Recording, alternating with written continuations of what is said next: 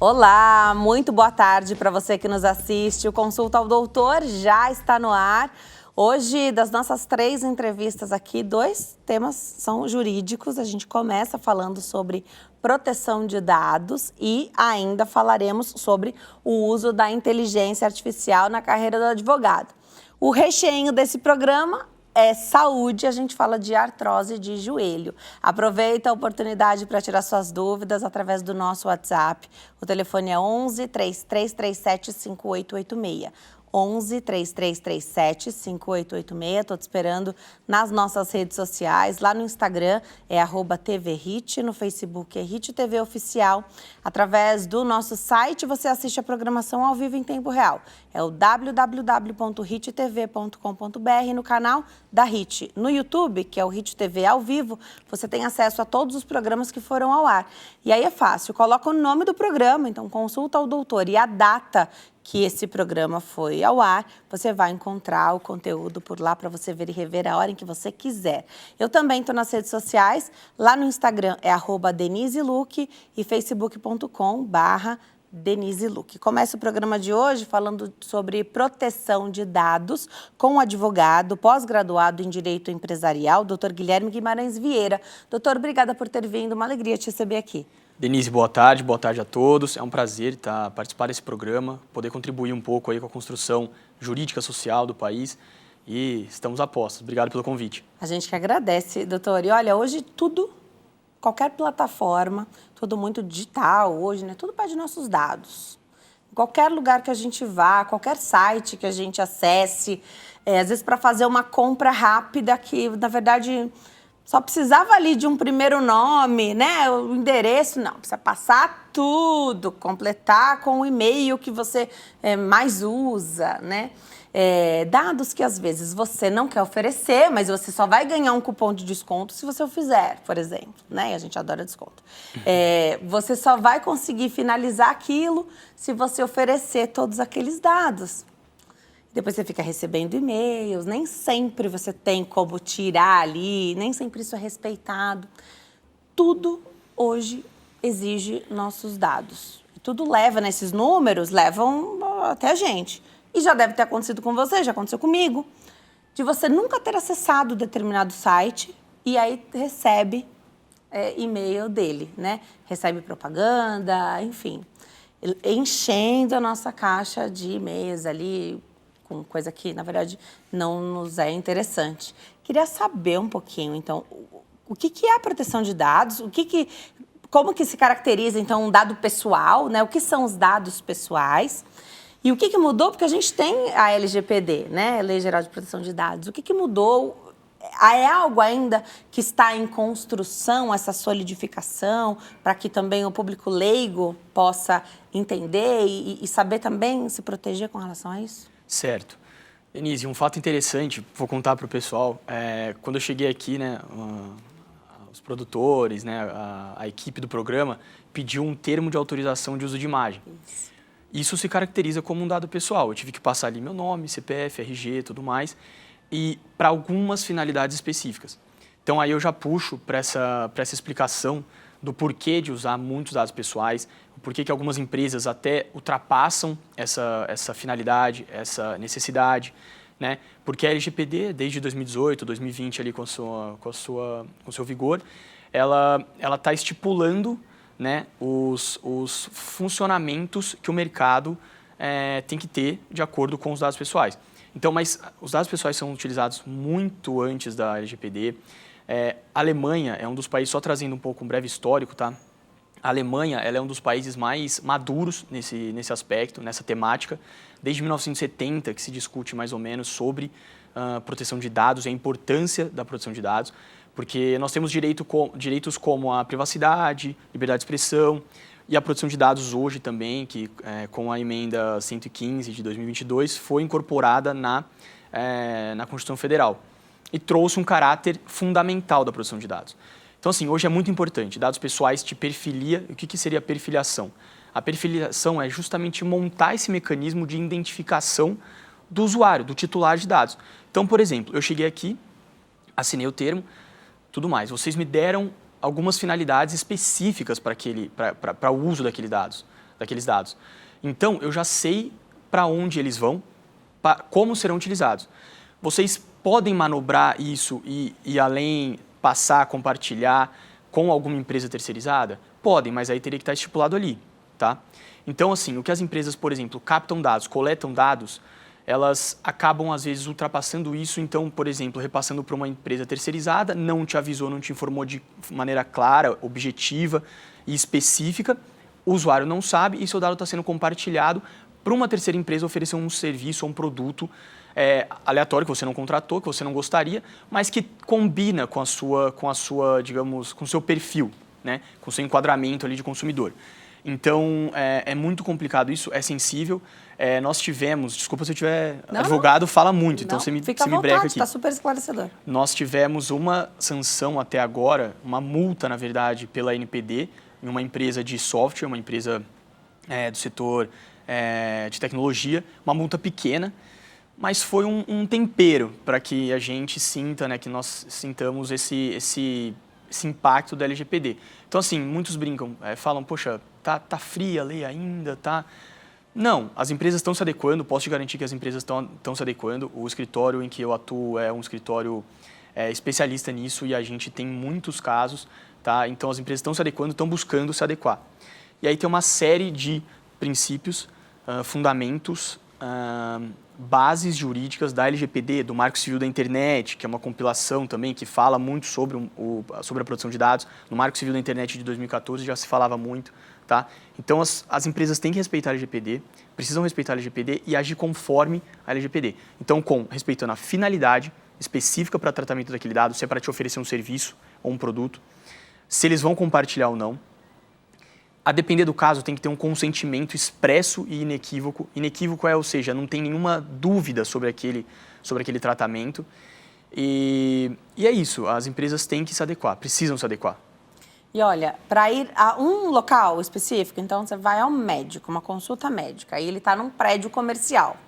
Então, o seu objetivo é ir ao médico, ao consultório, mas você está entrando naquele prédio comercial, ali, não tem nada a ver com o médico, você já tem que tirar uma foto, tem seu registro de horário de entrada, enfim, saída, e tem que dar o documento. E às vezes até tira xerox do seu documento. Então, isso é bem curioso, porque você não tem um vínculo ali. É questão de segurança, claro que é importante, mas sempre o questionamento, né? E a gravação, aquele vídeo, né? Todo aquele registro. Então, tudo isso, mesmo que a gente está sendo gravado o tempo todo agora, em qualquer lugar que a gente vá, né? No prédio, cada vez mais nos condomínios, você tem ali os registros, as filmagens. Quem que está zelando por aquele dado? É o software? É onde aquilo vai ficar armazenado? Por quanto tempo fica armazenado? Se você precisar, você tem acesso? Isso tudo é complicado, né? Muito complicado. E você mencionou uma expressão muito interessante. Para fins de segurança. Isso está previsto na LGPD, mas para fins públicos. Então, uma das hipóteses de tratamento de dados pessoais da LGPD é para fins de segurança nacional, inquérito policial. Então, você pode tratar dados pessoais, né, sem o consentimento, por exemplo. Mas, voltando aqui para a realidade, para a vida privada, para o caso prático, para fins de segurança, o condomínio, a administradora do condomínio pode utilizar esses dados? Sim, só que tem que estar específico em algum instrumento. A gente também tem esse hábito de falar com os clientes de que, assim, a LGPD não veio para proibir. Pelo contrário, ela veio para regular de uma forma principiológica, de uma forma totalmente norteadora e ampla, né, porque ela não restringe nenhum aspecto jurídico, ela não traz detalhamento, tanto que a ANPD, que é a Autoridade Nacional de Proteção de Dados, religiosamente, né, fala sobre e orienta sobre alguns aspectos, sobre alguns temas da LGPD, porque tem algumas lacunas, alguns abismos ali, né, que cabe muita interpretação. Então, assim, voltando no seu caso, o condomínio pode, para fins de segurança, porque você vai ter que entrar no condomínio, você vai ter que passar por ali, você também pode ser uma pessoa que traga uma periculosidade ou não. Para fins de investigação, ele vai poder repassar para a polícia, aí são outros 500, aí é uma outra roupagem jurídica que a gente dá. Mas se tiver instrumentalizado em um contrato, a administradora tiver adequada, trazendo, volto a mencionar, a finalidade, a adequação, a necessidade para aquele dado, para aqueles dados, né, dos que transitam ali, das pessoas que entram ali, a gente pode utilizar, o condomínio vai poder utilizar, tá? Então, tudo que tiver documentado, registrado, e aí a gente tem também um outro aspecto, por exemplo, num caso desse, a gente atende algumas administradoras, em alguns casos a gente tem que elaborar um relatório de impacto à produção de dados. O relatório de impacto à produção de dados é justamente para você trazer os riscos, porque tem algumas atividades como essa, a câmera, poxa, você está monitorando a pessoa ali, e ela às vezes está fazendo alguma coisa, está lendo um documento, às vezes a câmera pega. Teve um caso até interessante que aconteceu, acho que no Senado, foi no Congresso Nacional, de que bateram uma foto do celular de um senador atrás dele. Poxa, ali ele estava descrevendo, ele estava conversando na sua particularidade, poderia ou não, entendeu? Então uma câmera acaba trazendo algumas peculiaridades da pessoa. Essa imagem pode ser repassada ou não? Isso, dependendo do caso concreto, do caso a caso, advogado gosta muito disso, né? Caso a caso, depende do caso concreto. Então, assim, o condomínio pode usar se tiver adequado ao LGPD. Agora, pensando aqui que muita gente mora em condomínios ou tem aí as câmeras particulares que formam, às vezes até na vizinhança, né? Cria-se um sistema ali, fica alguém para administrar, um síndico daquela rua ou do condomínio. Como é que a gente sabe se isso está adequado? Porque uma vez que precisar usar isso, vai ter um impacto se não tiver conforme a LGPD, né? Sim. Não, com certeza. Na verdade, todo titular, isso está explícito na LGPD, todo titular tem o direito de acessar os seus dados de maneira clara, objetiva e acessível, ou seja, bem facilitada. A expressão é facilitada. Então, você como usuário, o usuário pode chegar no controlador dos dados, que pode ser essa administradora ou não, porque na LGPD nós temos, eu vou fazendo várias conexões para tentar explicar um pouco da legislação e a gente amarrar em algum ponto final. Mas a LGPD ela traz o controlador e o operador. O controlador é aquele que vai, de fato, tratar o seu dado e vai definir como vai ser tratado, para que vai ser tratado. O operador faz em nome desse controlador. Então, pode ser que o condomínio específico está tratando aquele seu dado, mas que está sendo coletado pelo condomínio, só que o controlador, ele é o operador e o controlador seja a administradora, porque é ela que usa aquele dado. E vice-versa. Temos também uma relação de co-controladoria. Então, assim, o usuário pode sim pedir para o controlador e o controlador deve informar como aqueles dados estão sendo tratados. É um direito do titular e ele pode ligar na empresa ou ele pode, através de e-mails. A gente recebe algumas requisições de titulares, né, das empresas, então nós temos esse direito garantido pela LGPD. Agora, acho que tem algumas particularidades que talvez seja importante a gente falar, né? Mesmo quem controla isso ou tem acesso a isso, hoje com grupos de WhatsApp é muito fácil haver um vazamento dessa imagem que compromete. Às vezes não está só a pessoa em questão ali, às vezes até uma situação que permite-se, né, que se abra essa imagem, mas tem outras pessoas. Então, essa imagem precisaria ser tratada para você não identificar os que não têm nada a ver com aquele assunto, só pegar aqui o exemplo de elevador. Você pegou o elevador junto com alguém que, sei lá, a polícia pediu aquela imagem ali. Mas não era sobre você, sobre outra pessoa. Essa imagem precisa ser tratada para que você não venha a ser identificada ali, né? Também questão de menores de idade, enfim, várias situações aí que podem acontecer. Essa imagem não pode vazar. Você não pode, olha, eu tenho acesso aqui à imagem, viu, pessoal? Aqui, ó, foge do controle. Você mandar num grupo de WhatsApp, por exemplo, ou uma imagem de um circuito da empresa, né? Fica mais sério quando há um vazamento. Então, pode haver punição? Quem vazou, porque alguém só pode vazar a partir de alguém que tem acesso e isso é confidencial, né?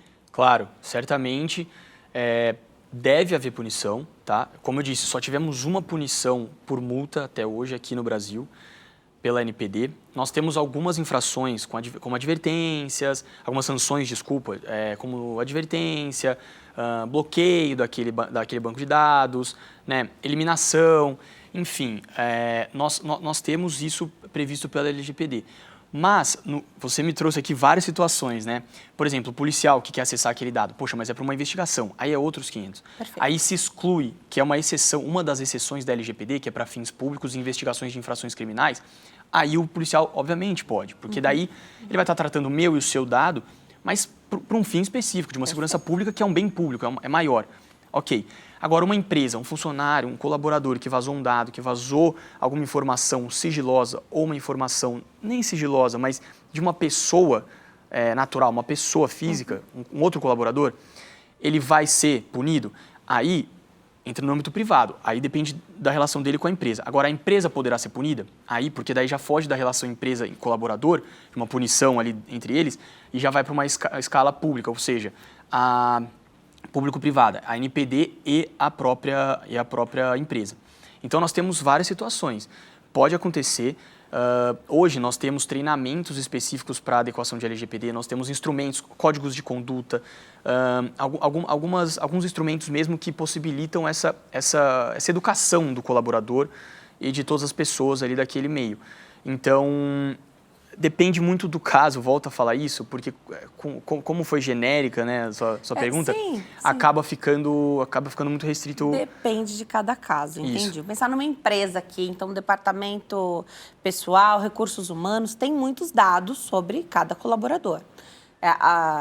Quando a gente apresenta um atestado médico, esse atestado tem o CID, então você sabe o motivo daquele afastamento.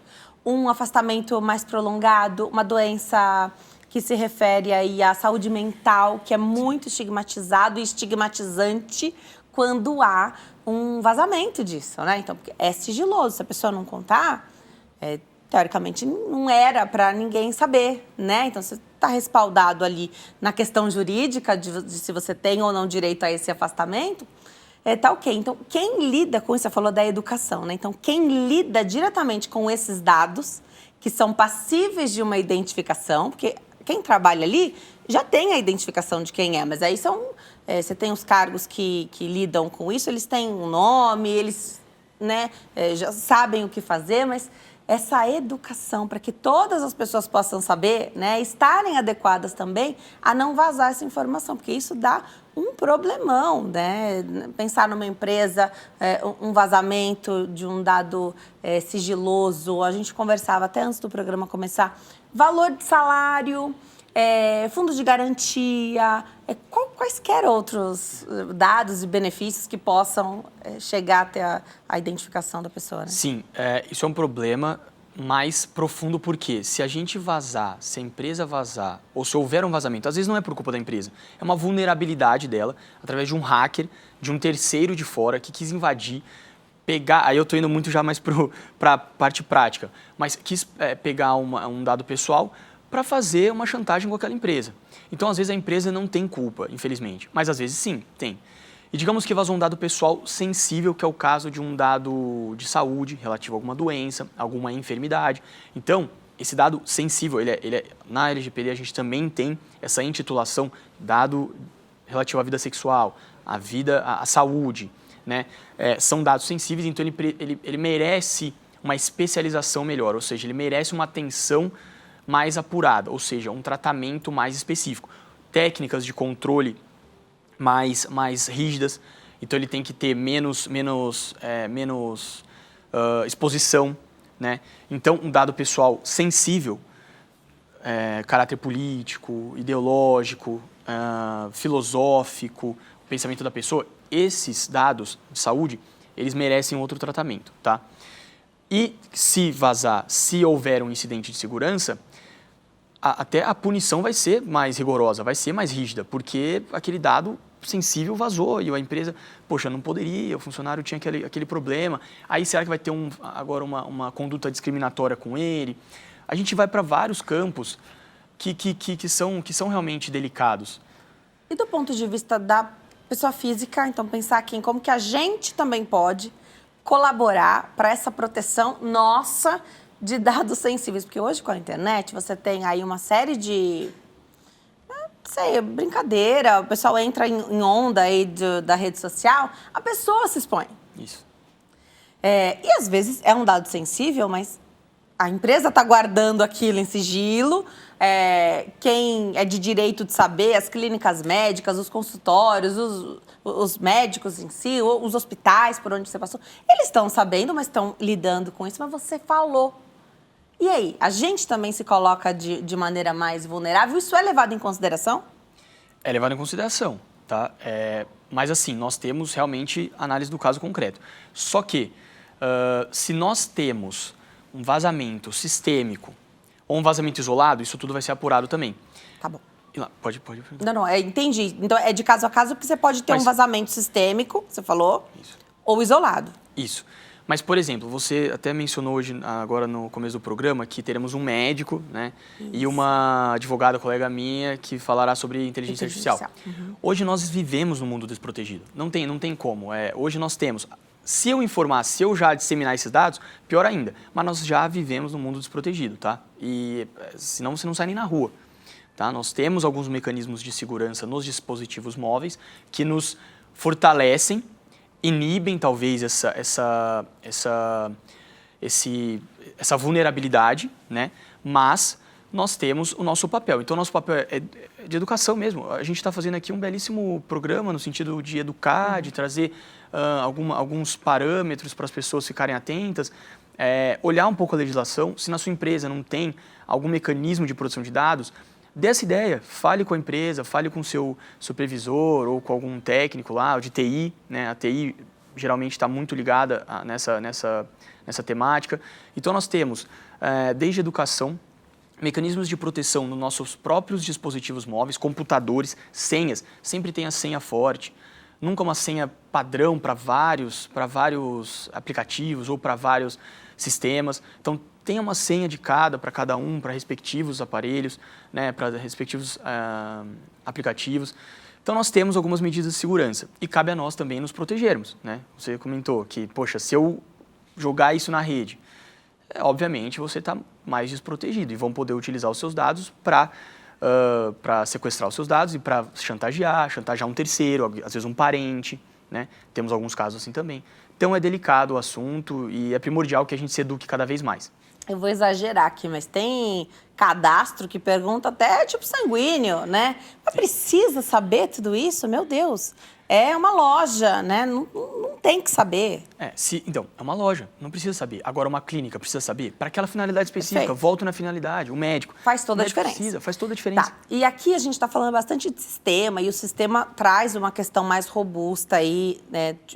Ao mesmo tempo que há a possibilidade dos vazamentos aí, porque tudo que envolve a tecnologia tem um lado bom e tem o lado da vulnerabilidade. Ainda tem hoje, doutor, muitas clínicas, consultórios que estão no modo analógico, que funcionam dessa forma. Não tem nem sistema. É tudo no papel e caneta, agenda. A mesma responsabilidade com relação à proteção de dados. A mesma. A LGPD, inclusive, ela prevê isso. Porque o banco de dados ele pode ser físico ou digital. Então, aquele que quiser se excluir da LGPD, não, mas eu estou físico aqui, eu trato os dados de maneira física, não, pelo contrário. A LGPD abarca isso e ela dá uma atenção também especial a isso. Então, não tem como se excluir disso, tá? E deve se adequar também, de maneira analógica. Vai ser um pouco mais difícil, porque quando você traz sistemas, quando você traz inteligência, programas, você acaba otimizando essa relação, né? Essa operacionalização. Mas o ambiente físico também vai ter eventual punição se descumprir. E para terminar, dentro disso tudo, existe o descarte desse dado também, né? Isso. De repente, alguém que não faz mais sentido ali para aquele estabelecimento, para aquela clínica, já não é mais o cliente. Tem isso, né?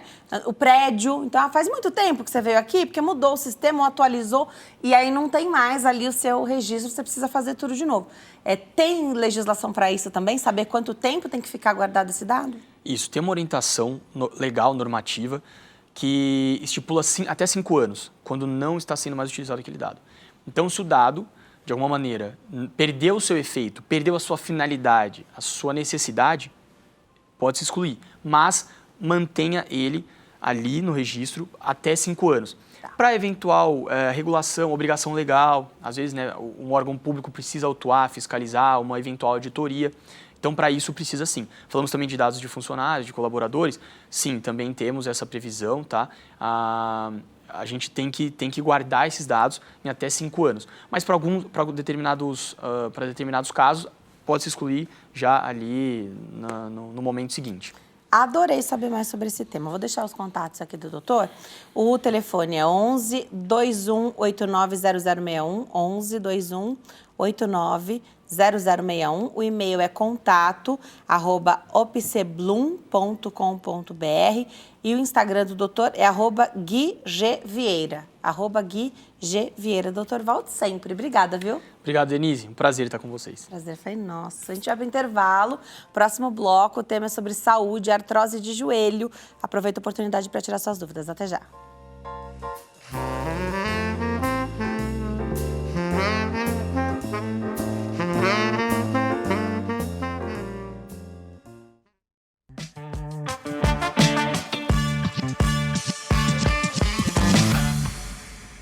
Nós estamos de volta a falar sobre saúde, artrose de joelho. Aproveita a oportunidade para tirar sua dúvida através do nosso WhatsApp. O telefone é 11 3337 5886. Nesse bloco eu tenho o prazer de receber o Dr. Gabriel Ribeiro. Ele é médico ortopedista especialista em joelho.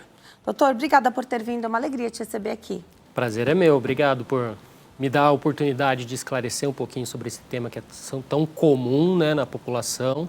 E tem bastante mitos e dúvidas gerais que eu acho que é legal a gente conversar um pouquinho sobre isso. Então, para começar, por que joelho, sempre alguém tem uma reclamação, uma dor, um estalo, são articulações muito exigidas, também porque a população está muito acima do peso e isso pode ser um fator para comprometer ainda mais? Exato, exato. O joelho é uma articulação que a gente fala que é uma articulação grande que passa muito do nosso peso, né, da nossa carga sobre ele. Então, a gente vê que ao longo do tempo a população está ganhando mais peso, né, que é o que você falou, e isso acaba sobrecarregando um pouquinho mais ele também. Então, aí que entra a parte do envelhecimento, como estamos envelhecendo, né? Então, isso é algo importante da gente pensar para frente. É o mesmo joelho, quando você tinha 60 quilos... Os mesmos joelhos vão te sustentar com 100 quilos, né? Vão Exato. sustentar os seus 100 quilos. Então, haja joelho, né? Exato. Tem fator genético também? Porque tem gente que está acima do peso e não tem problema nenhum no joelho. A gente não pode se guiar, claro, né?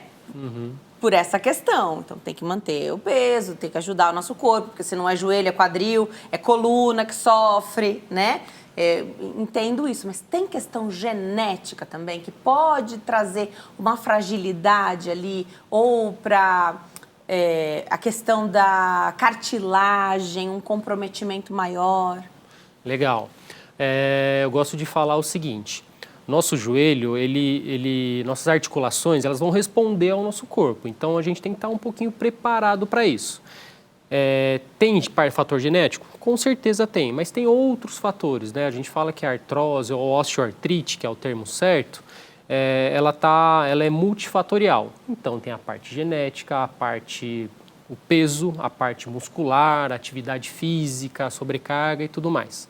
Da parte genética, que eu acho que é o que você estava me perguntando, tem bastante, principalmente naqueles joelhos que a gente vê que é um pouquinho mais para dentro, um pouquinho mais para fora. Isso altera um pouquinho o balanço do nosso joelho, do nosso corpo, por onde passa o nosso peso e acaba sobrecarregando um pouquinho a mais também. Tá? Então, genética é um fator? É um fator. Às vezes, vamos assim, não é o mais importante, mas ele associado com os outros geram o quadro em si.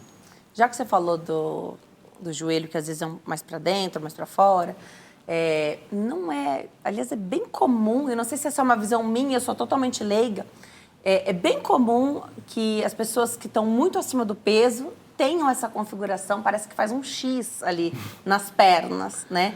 Isso é por conta da obesidade ou não tem nada a ver? Já era a configuração daqueles joelhos mesmo? Em geral já era a configuração do joelho em si, né? Que é o joelho em valgo, que a gente chama, que é para dentro. Mais comum na artrose em si é o joelho em varo, que é para fora. Que é o contrário aí do que a gente acha.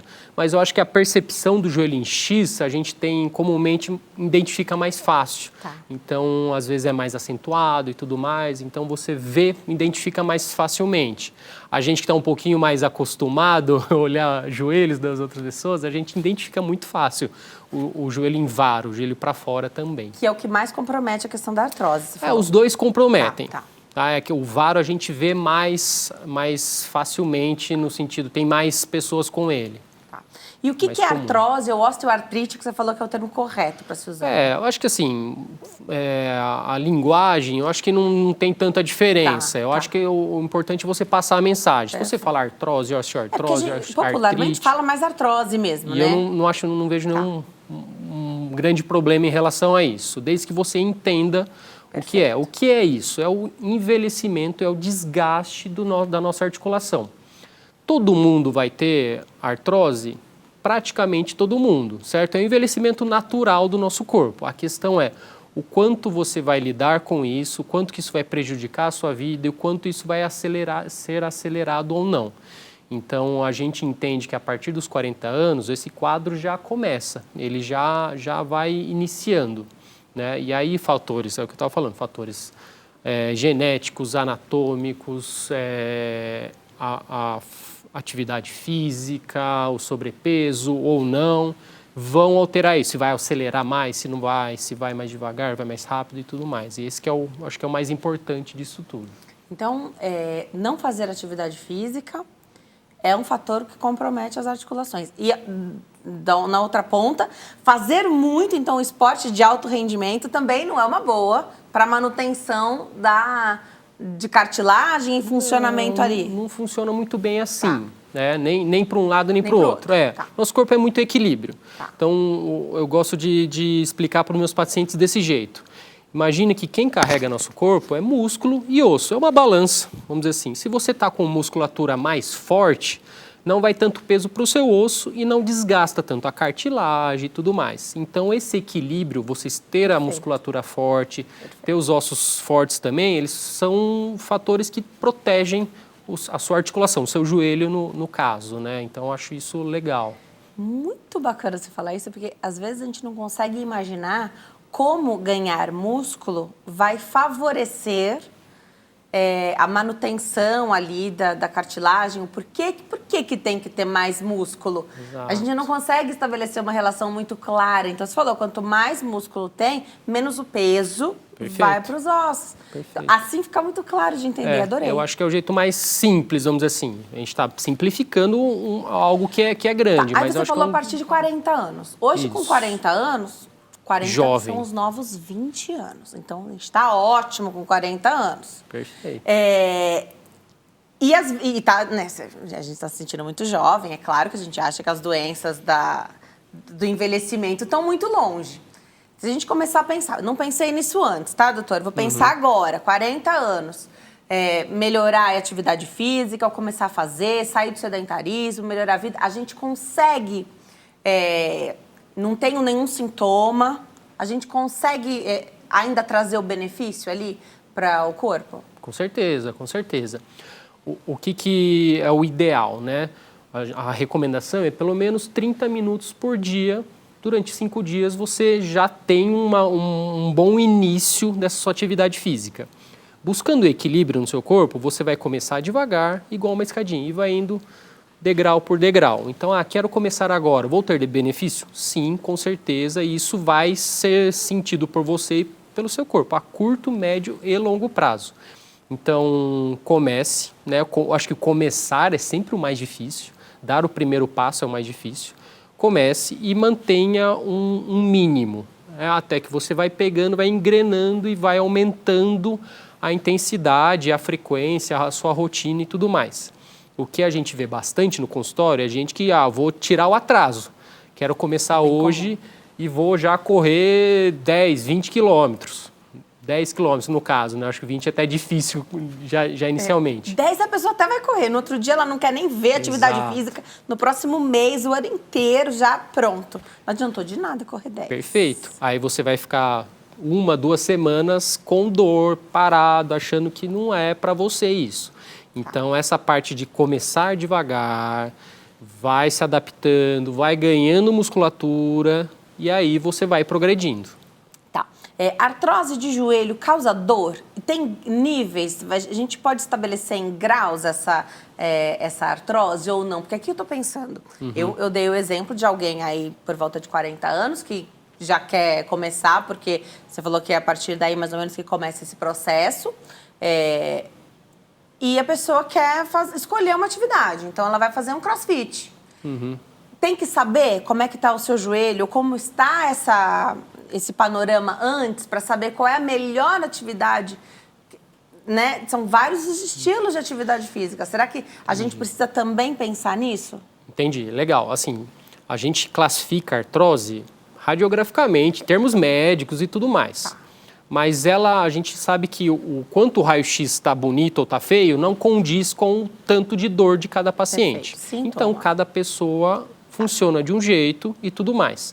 Ah, eu preciso saber como ele está? Nem sempre, tá? Se você não sente dor, não sente nenhum desconforto, travamento, se ele não incha, você pode sim iniciar uma atividade desde que você comece do jeito que a gente acabou de falar. Devagarzinho, bem orientada, fazendo os exercícios corretos, não há problema nenhum. Tá. Então, a clínica é soberana. Perfeito. Adoro, vocês falam isso, eu já aprendi isso aqui há uma década, mais de uma década. A clínica é soberana, então você não trata o exame, você trata a pessoa, né? É isso. E pode ser que o joelho nem esteja tão bom, mas eu não sinto dor. Então, continue fazendo sua atividade física. Agora, a dor chegou, exagerei. Eu dei o exemplo do CrossFit, porque o CrossFit também tem uma questão da competição, né? Então, existem situações de muita competição no CrossFit, coisas que são estabelecidas ali, é da própria modalidade. E é muito legal, mas na competição, às vezes, a gente exagera um pouquinho, né? Porque você quer dar o seu melhor, é ali, só mais um pezinho, só mais uma vez. E aí a dor pode vir. Quais são as estratégias, então? Existem exercícios que a gente pode fazer e aí recomenda ou um fisioterapeuta ou um professor de educação física, alguém que trabalha ali com essa questão, para que a gente possa fazer o pedagógico disso. Ah, mas eu já tenho uma fragilidade no joelho, mas eu adoro essa modalidade, doutor.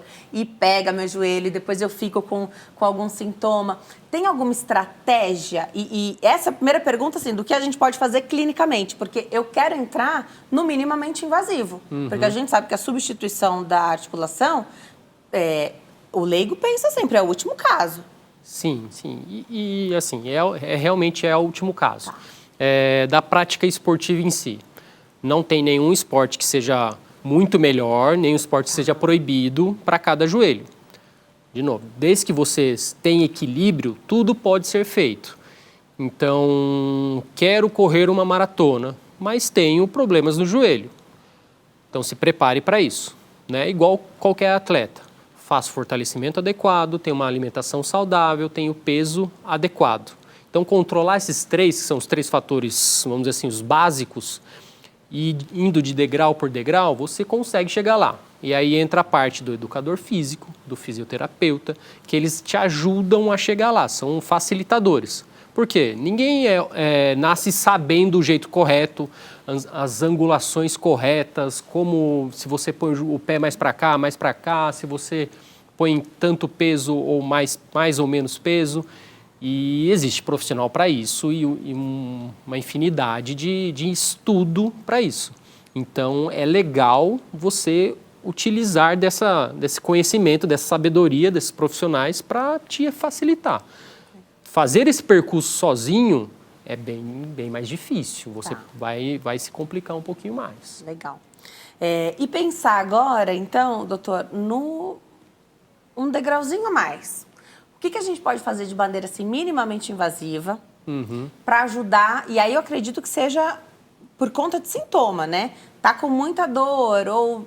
O que leva alguém a fazer? Ou a gente já ouviu esse termo aqui, essa viscosupplementação, infiltração. São vários termos que são bem populares. E aí, às vezes, a pessoa chega com um quadro aí de dor e já não tentou fazer fisioterapia, ela já quer partir para o que você pode solucionar, porque tem isso, né? Em geral, a gente quer o caminho mais fácil, o caminho mais rápido. E isso é difícil, né, no consultório, você explicar para o paciente, fazer ele entender que não é só uma injeção, não é só um remedinho que vai tratar. Esse é um problema do nosso corpo, né, o envelhecimento. Do mesmo jeito que a gente ganha cabelo branco, ou cai o cabelo, ganha ruga, a cartilagem também se desgasta. Então, é um problema do nosso corpo, isso vai acontecer com todo mundo uma hora ou outra. das partes minimamente invasivas do tratamento em si, né? Como que a gente entende isso? Tem o básico que eu falei, né? Perder peso, alimentação e atividade física. Eu acho que isso, sem fazer isso, nada do resto dá certo. Até mesmo a cirurgia em si, a gente vai precisar desse básico, tá? Então, esse básico tem que ser bem feito, seja fisioterapia, nutricionista, educador físico, tem que estar acompanhando junto. Saindo desse básico, a gente tem um intermediário, que é a parte mais minimamente invasiva e tudo mais. O que a gente põe nisso? Basicamente, o mais comum é a viscosuplementação, que é a infiltração do joelho, popularmente, com ácido hialurônico. Ou seja, o que é isso? É um óleo, vamos dizer assim, eu falo para meus pacientes, né, para tentar explicar do jeito mais simples. É a troca de óleo do seu motor. Né? É um líquido que a gente põe, é um líquido mais espesso que a gente põe lá dentro do joelho, que ele ajuda a lubrificar o joelho. Basicamente é isso. Ele funciona, ele tem outras propriedades, anti-inflamatórias e tudo mais, mas ele lubrifica o joelho. Ele não faz nenhum milagre, ele não gera muita cartilagem, ele não vai resolver o seu problema. Ah, tenho artrose, se eu fizer infiltração, estou tranquilo? Não. Tá? E aí, no último caso e terceiro caso, é a cirurgia, que é a cirurgia de prótese de joelho. Tá? E aí, antes disso, nesse meio, aí tem também a artroscopia de joelho, que são para casos bem específicos. Na artrose tem que ser bem indicada para ela ter um bom efeito. E aí, em último caso, a artroplastia, né? A prótese total de joelho, que também tem uma boa funcionalidade. O objetivo dessa artroplastia é? A prótese. Ah, é a prótese. É a prótese, a artroscopia. Isso. A artroscopia é uma cirurgia por vídeo, né, que a gente entra com uma câmera bem pequenininha dentro do joelho e resolve problemas bem pontuais. Por exemplo, tem um menisco que está machucado e tudo mais, e ele pode ser, você identifica pela ressonância, pelo exame clínico, você identifica que, olha, acho que se a gente tirar isso daqui, você ganha mais tempo e tudo mais. Mas isso são para casos bem isolados e bem definidos. Suplementação, algum tipo de suplementação via oral que possa trazer algo preventivo ou que alguém que já apresenta ali que possa... Porque você falou do ácido hialurônico, ele não vai não é ele que vai reparar a cartilagem que já foi embora, né? Nada tão importante, tão revolucionário, né? A gente tem bastante colágeno à venda, colágeno com ácido hialurônico, colágeno C2. Todos eles têm seu papel secundário, vamos dizer assim. Eles funcionam, mas não é a chave do problema. Não vão ser eles que vão reconstruir sua cartilagem ou senão parar a gente o eliminaria processo. Exatamente. A troca, né, da articulação. Exato. Então assim, eles têm seu papel, mas são procedimentos mais secundários, né? Remédios mais secundários. Agora, pensar aqui na troca mesmo, então, colocar a prótese. Certo. A gente tem vivido cada vez mais hoje. E aí, duas perguntas. Tem idade para fazer essa cirurgia? Então, só faz até tal idade, porque depois a saúde pode estar comprometida com comorbidades ou outras questões. E, às vezes você troca com 60 anos, eu imaginar que tem uma indicação, enfim. E a gente vai viver 90, 100. Sim. Essa prótese dura todo esse tempo? Tá. Talvez aí uma das principais perguntas que a gente ouve dos pacientes que estão nessa fase. Então, acho que tem alguns questionamentos aí. Primeiro, respondendo a sua pergunta, a maioria sim, tá bom, essas próteses ela tem longevidade extensa de décadas e tudo mais. Não dá para garantir que a sua prótese vai durar até os 100 anos. Que nem o joelho durou, né? Exato. Nem o que então, Deus mandou. Cada paciente é um paciente e tudo mais. Pacientes mais jovens, que fazem a prótese mais cedo, tendem a usar mais o joelho, a desgastar mais a prótese. É igual um carro, certo? Pacientes, fiz a prótese com 80 anos. Provavelmente você vai com ela para sempre e tudo bem. Mas não é uma certeza, nada é uma certeza, certo? Um tema que eu acho legal dessa parte de idade que você tocou é o seguinte, né? Será que está na hora ou não está? Né? A gente tende a indicar ali a partir dos 60, vai em média. Né? Tem paciente que é mais cedo e tudo mais, mas a partir dos 60 está bem aceitável, vamos dizer assim. Tem paciente que com 60 tinha indicação, não quis fazer, com 70 teve algum problema de saúde, um problema no coração e não fez. Exato. E esse paciente, a gente espera que ele viva 90, 100 anos. Então, você vai pensar que são 20, 30 anos com o joelho doendo, que talvez resolvendo um pouquinho mais cedo teria facilitado. Essa é uma grande pergunta que eu faço aos meus pacientes. E daqui 10 anos, como é que você se vê? Ah, doutor, quero esperar e tudo mais. Não tem problema nenhum, mas talvez daqui 10 anos você tenha perdido essa oportunidade. Muito se pergunta sobre, fez a troca, colocou uma prótese. E aí, doutor, vida normal? Não é um joelho como o natural, nada é como o nosso, mas é um joelho muito bom, que ele tira a dor, né? A principal função dele é tirar a dor.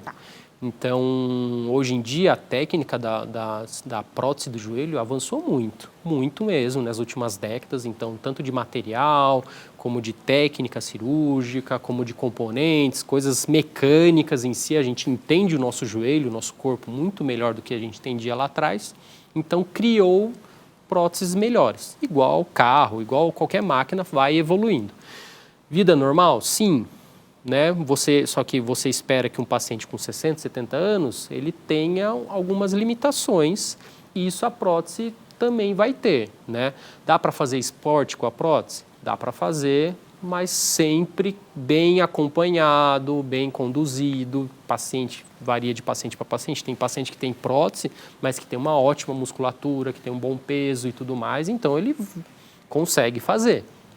Tem paciente que não tanto. Então, mas vamos dizer assim, no geral, para fazer as suas coisas do dia a dia, sem problema. Resolve. O principal acho que é a dor, né? Exato, tira a dor. Sem dor. Agora, normalmente opera os dois joelhos? Essa é uma pergunta que sempre chega aqui também. Às vezes um joelho está mais comprometido, um joelho dói mais. Mas quando vai fazer a troca, trocaria já faria nos dois? Dá para fazer nos dois ao mesmo tempo. Eu particularmente não gosto muito, é uma cirurgia grande, acaba comprometendo um pouquinho mais, aumenta alguns riscos que não vejo muita necessidade. Mas é possível e tudo bem. A gente tende a fazer primeiro no joelho que está pior, reabilita ali em torno de 4 a 6 meses, até esse joelho está bom, para a gente fazer no outro. Se precisar fazer do outro. Se precisar, exato. Tá. Exato. Se só um joelho está ruim, o outro você não sente dor, não precisa, faz só no que tem dor e tudo mais. É uma boa cirurgia para resolver a sua dor. Então, tenho dor, ótimo, ela resolve mesmo, assim. De reabilitação, então, tempo de hospital, que dá para estimar, porque a gente está falando de pessoas diferentes, com idades diferentes, né? Vamos pôr uma média, assim. Em geral, por exemplo, operei de manhã. Vou dar um relato de caso aqui. Tá. Operamos a dona Maria de manhã, 60, 70 anos. A cirurgia dura umas 3 horas, 2, 3 horas. No fim da tarde, a fisioterapia já passa, já faz ela andar com andador, ou seja, já pode apoiar o pé no chão, já pode dobrar o joelho, que é outra dúvida que a gente tem bastante. Legal. Já posso andar no mesmo dia? Sim, você vai andar no mesmo dia, vai andar, obrigatoriamente vai andar, porque isso faz bem, tanto para a prótese como evitar trombose, para outras coisas. De internação, varia muito de paciente para paciente, que é o que você falou. A gente vai de pacientes até de alta no dia seguinte, que é um protocolo mais rápido, até ali acertar a parte clínica, 2, 3 dias. Então, em geral, uns 3 dias ali dá para ficar confortável nisso. Depois dessa cirurgia, que tipo de acompanhamento você quer dos seus pacientes? Precisa voltar? Precisa fazer revisão dessa prótese? Doutor... Como faz a reabilitação? É com o fisioterapeuta e tem que te ver depois de quanto tempo? Legal, a gente vai acompanhar bem de perto as primeiras semanas. Então, volta em 1 semana, volta em 2, volta em 3, para a gente ver os pontos também, né? É uma cirurgia aberta, tem um corte relativamente grande no joelho. Então, a gente, até retirar os pontos, vai semanalmente no ortopedista, no seu ortopedista. Já no mesmo dia, já começa a fisioterapia. No dia seguinte da alta, fisioterapia, isso vai nessa fisioterapia 4, 6 meses, até você ir reaprender a usar. É igual um carro novo, você tem que amaciar ele um pouquinho, pegar o jeito. Então, você, nos primeiros dias, vai andar de andador, depois você passa para uma bengala, depois você fica sem nada até você ganhar essa força da sua musculatura, reaprender a andar e tudo mais. E aí, para terminar, vai fazer a sua atividade física. Se não fazia antes, tem que começar de algum jeito e com acompanhamento mais rigoroso, porque você não pode judiar ali da articulação, né? Com orientação. Então, as duas coisas que a gente vê que mais funcionam é perda de peso e fortalecimento. Então, se você conseguir perder peso e fazer o seu fortalecimento adequado, você está evitando que a artrose se instale, piore, e também, se você já tiver artrose, você está melhorando o quadro dela. Você diminui dor e diminui o desgaste em si também. Adorei. Vou deixar aqui o contato do doutor. Então, lá o Instagram, @dr_Gabriel Ribeiro. @dr_Gabriel Ribeiro. O telefone e o WhatsApp é 11 944 890059. 11 944 890059. O site é drgabrielribeiro.com.br. drgabrielribeiro.com.br. Doutor, adorei esse bate-papo. Volte sempre. Obrigado. Obrigada, viu? A gente vai para o intervalo. O próximo bloco tem tema jurídico aqui no Consulta ao Doutor. A gente fala do uso da inteligência artificial na carreira do advogado. Estou te esperando. Até já.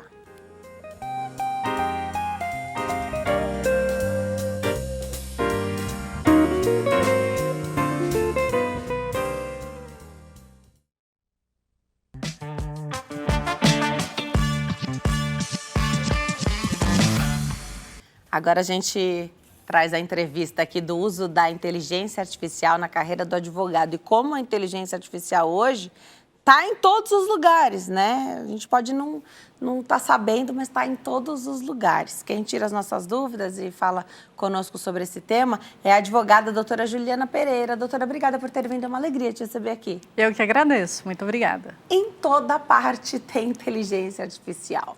Na biometria ali que a gente acessa, com a digital, o reconhecimento facial, tudo hoje tem inteligência artificial, né? Mas é uma grande curiosidade. Como é que isso pode ajudar, né? Colaborar, porque a gente tem que usar a tecnologia a nosso favor, né? Também para o advogado, né? Perfeito, Denise. Na verdade, o advogado ele tem essa tendência de não aceitar muito bem as novas tecnologias. Há uns 20 anos atrás, quando entrou o processo eletrônico, foi uma grande resistência dos advogados em aceitar. E hoje, todos nós sabemos que o peticionamento eletrônico, ele melhorou muito a produtividade do judiciário e também isso colabora com a atividade dos advogados. Com a inteligência artificial não está sendo diferente. Existe uma resistência, mas quem já se aprofundou um pouquinho, é claro que não podemos nos aprofundar muito, porque todos nós somos crianças aí no estudo da inteligência artificial, mas nós já estamos vendo mudanças significativas e para o bem do advogado, para aquilo que pode aumentar a sua produtividade no seu dia a dia e melhorar a performance das pessoas. Então, a gente tem que usar a inteligência artificial, como você bem mesmo falou, para o bem, para facilitar o nosso dia a dia e entendendo que a inteligência artificial, ela substitui algumas atividades, mas a inteligência humana, ela não vai ser substituída. Eu acho que muito da resistência, você está falando dos advogados, mas aqui eu posso, né, de todas as áreas, acho que existe esse medo, né? Então será que vai ser a substituição aí da inteligência humana, né? E não, hoje a gente não consegue imaginar essa total substituição, mas dá sim para aproveitar disso e usar para melhorar a produtividade, né? Então, aquele tempo, de repente, fazendo uma determinada atividade que a inteligência artificial pode reunir, agrupar ali para você. Ainda mais quando a gente fala do advogado, acho que uma das principais perguntas que qualquer leigo faria, que não entende muito dos processos e que, via de regra, só sabe que demora, tudo demora. Sim. Se pode impactar de um jeito positivo na questão do tempo de resposta, né? Vai impactar, Denise. Hoje os tribunais já estão preparando os seus sistemas e já estão integrando a inteligência artificial também dentro do Poder Judiciário. É claro que o advogado, ele é só um personagem, então nós não podemos garantir que a inteligência artificial, de cara, ela vai fazer com que os processos eles tramitem mais rapidamente. Mas a gente tem que entender que, por exemplo, quando você quer hoje fazer uma petição inicial, que é aquela petição que vai contar a história para o juiz e que vai fazer o pedido daquela pessoa perante a justiça. O Brasil ainda não está 100% avançado nesse tópico da inteligência artificial para advogados. Então, nós temos, nos países anglo-saxão, isso já está muito mais adiantado. Então, o Brasil ainda está embrionário, mas hoje nós já temos inteligências artificiais agregadas com alguns chats, como o chat GPT, que é o mais... ou o chat GPT, né, que é o mais comum hoje. Então, nós temos já suplementos agregados no Word que facilitam a elaboração de uma petição inicial. Então, um tempo que o advogado demoraria um dia para elaborar uma petição, hoje você tem agregado ao próprio Word esse suplemento que faz com que ele monte a petição inicial para você em segundos, e aí vem a inteligência humana, porque o advogado ele é extremamente necessário, não tem como você delegar totalmente isso para a inteligência artificial. Então, ela prepara aquela petição com mais rapidez, te ajuda a descrever os fatos com mais rapidez, ajuda o advogado a fazer uma pesquisa com mais facilidade. No entanto, a inteligência humana ela é importante para fazer a conferência e, em segundo lugar, eu vejo que a inteligência artificial ela vai substituir, sim, algumas profissões, mas, ao mesmo tempo, ela está criando novas profissões, sem dúvida nenhuma. E as habilidades comportamentais das pessoas vão ficar mais em evidência. Então, aquele profissional que tiver a preparação, que tiver a habilidade comportamental, aquela habilidade emocional e, ao mesmo tempo, ele agregar conhecimentos da tecnologia, com certeza ele vai se destacar no mercado de trabalho. Agora, vou pegar uma parte aqui que pode até ser polêmica, né? Então, a gente está trazendo aqui na sua figura alguém que já tem a experiência de fazer isso do modo que a gente pode chamar hoje antigo, né? Você sabe fazer isso do zero. Sim. Você nem sempre usou a inteligência artificial. Mas os novos profissionais, então a gente pode dizer que eles vão precisar correr atrás, correr por fora, para aprender, porque talvez até na faculdade, a faculdade use esse recurso até para ensinar, e parta daí a educação, né? Então, as próximas gerações de advogados vão ter que correr para aprender o jeito antigo de fazer, porque isso te dá muito mais habilidade, né? Você falou que toda essa capacidade é uma coisa que a gente constrói também, da emoção, né? Então, os processos na argumentação ali do advogado, das partes, tem muito isso, né? Então, quem que se dá melhor? Você tem que saber colocar ali. Primeiro você coloca no papel, depois você argumenta lá. Você tem que ter todas essas habilidades para ganhar, né? Porque você depende do juiz que está ali te ouvindo, e também uma nova geração de juízes, né? Sim, sem dúvida nenhuma. Eu posso dizer como essa profissional que você falou, que é uma profissional que tem 20 anos de atividade na advocacia e que também estou recebendo a inteligência artificial como uma novidade. Então, a gente tem o ChatGPT, que está mais ou menos na nossa vida há um ano, já passou um ano. Nos primeiros 5 dias de lançamento, nós tivemos o cadastro de 1 milhão de usuários.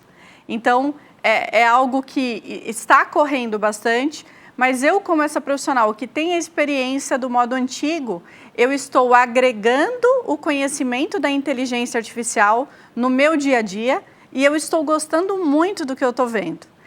No entanto, o que eu percebo? Se eu não tivesse toda essa bagagem jurídica não tecnológica, eu jamais conseguiria conferir uma petição inicial ou uma defesa elaborada pela inteligência artificial.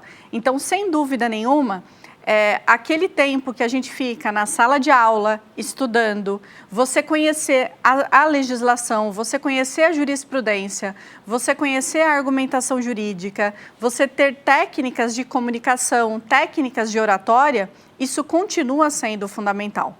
A inteligência artificial, ela agrega o conhecimento para nós como profissionais, ela agrega mais rapidez no nosso trabalho, ela vai ajudar na produtividade, mas o conhecimento humano, a habilidade de você se relacionar com pessoas, isso é fundamental.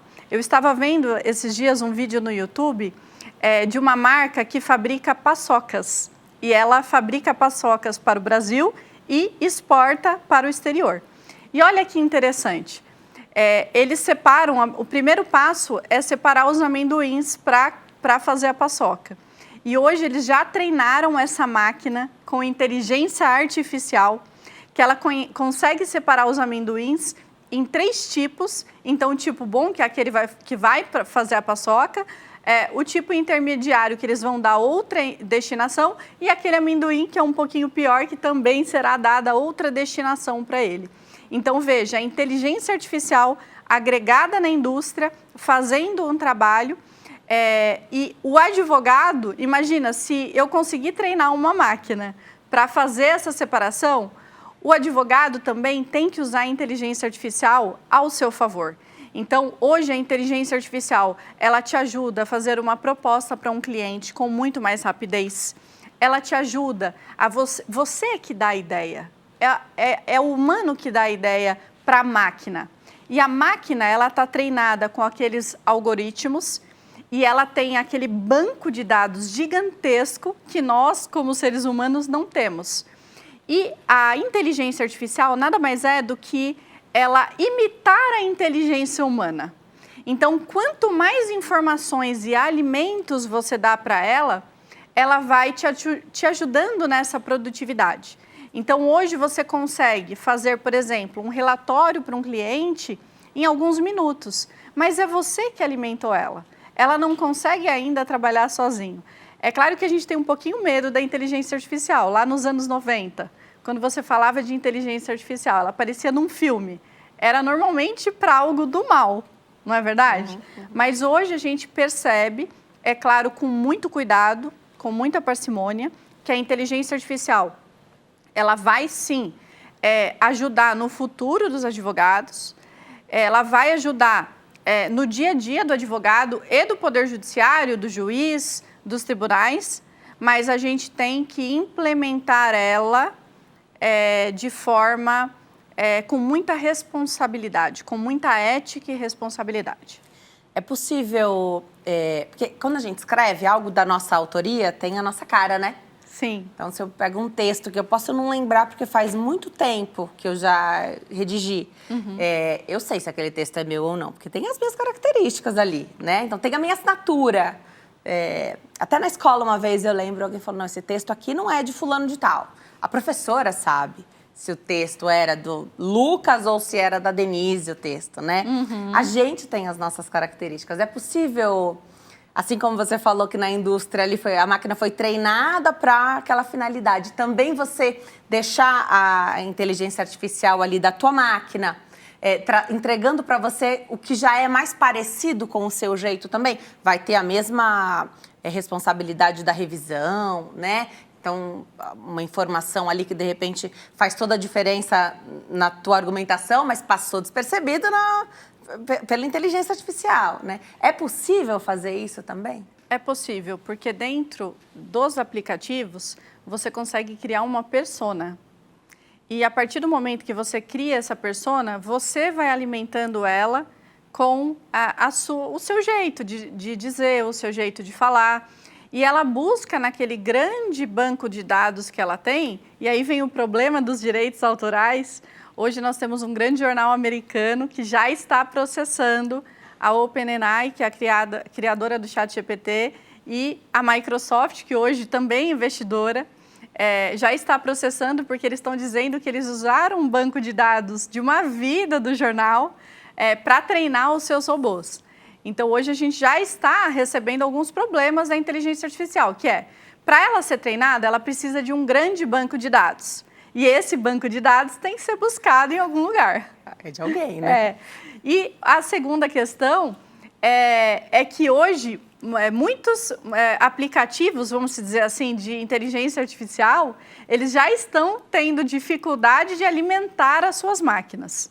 Então, o que eu percebo? Quando você cria um aplicativo exclusivo para o direito, hoje estão sendo desenvolvidos no Brasil, já temos alguns muito bem treinados já no exterior que já estão em andamento, mas assim, no Brasil eles estão sendo treinados, esses robôs, por pessoas. Então isso que é interessante, nós temos pessoas treinando esses robôs para que ele conheça os argumentos jurídicos e que ele aplique ali, que ele mostre para a gente o argumento jurídico melhor para aquela tese. Uma outra questão interessante, nós temos um aplicativo interessante também, que ele é o Chat PDF, que você coloca lá um PDF, por exemplo, de uma legislação, e ele já lê em tempo real, ele já lê esse PDF e você consegue fazer perguntas para ele. Então, vamos imaginar a nossa Constituição Federal. Então, ele lê imediatamente e você faz uma pergunta. Quais são os princípios fundamentais da nossa Constituição Federal? E ele já dá a resposta, assim, em segundos. Então, hoje nós temos vários tipos de aplicativos. Temos aplicativos que criam imagens, temos aplicativos que criam músicas, aplicativos que criam textos. Para o advogado, é muito mais interessante esses modelos de linguagem que criam textos. Né? Mas nós temos, assim, a inteligência artificial, nós temos um mundo de aplicativos e de plugins que estão sendo integrados aí no nosso dia a dia.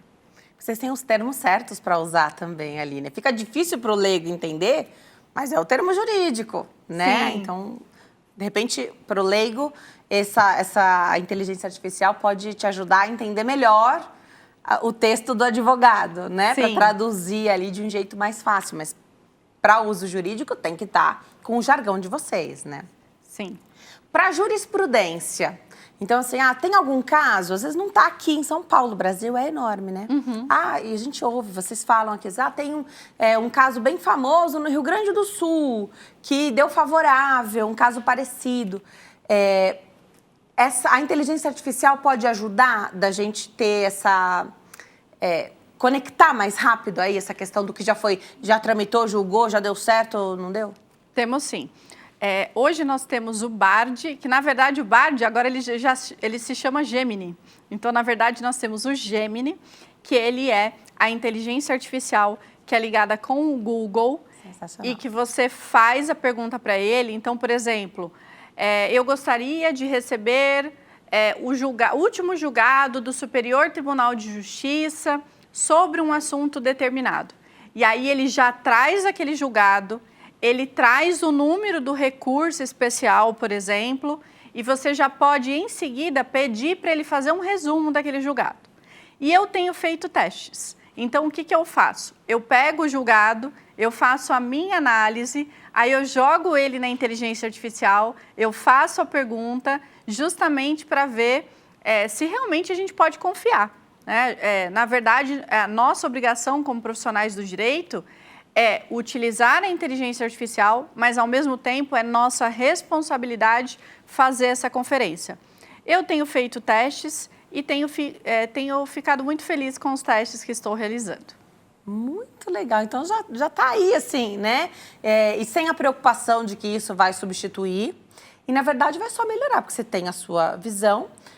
Isso cada vez mais vai ser aprimorado. Então, esse parecer da inteligência artificial vai vir como um colega, né? Então, como é que a inteligência artificial entendeu aquilo? Você vai ter mais uma ferramenta, então, mas nunca tirando a responsabilidade do advogado, né? De tudo isso, nunca tirando a responsabilidade do advogado. Sem dúvida. E a inteligência artificial, ela é algo que você tem que saber fazer as perguntas para ela e direcionar as perguntas certas, que é aquilo que a gente chama de prompt.